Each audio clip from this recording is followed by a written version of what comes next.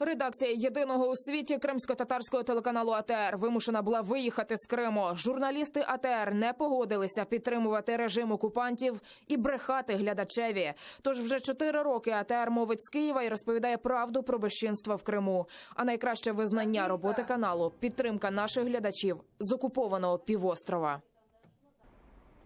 Я хочу поблагодарить всех тех людей, которые присылают нам сюда финансовую помощь, о которой мы просим с нашего телеканала.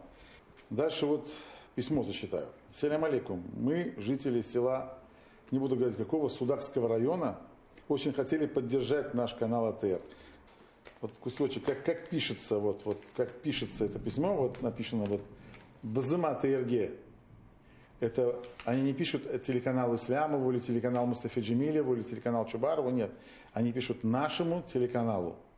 Это слово, это дорогого стоит. Чох сағолнысы зяпхан были бы рарикетлеріз евчун чох сағолнысы. Біз мұтлақа көрішеріх. Уна это жахедім, адларын сөйлемейм, амада кім істесе, адларын сөйлемеге айтыңыз, языңыз, біз сіздің адларыңыздың айтарық.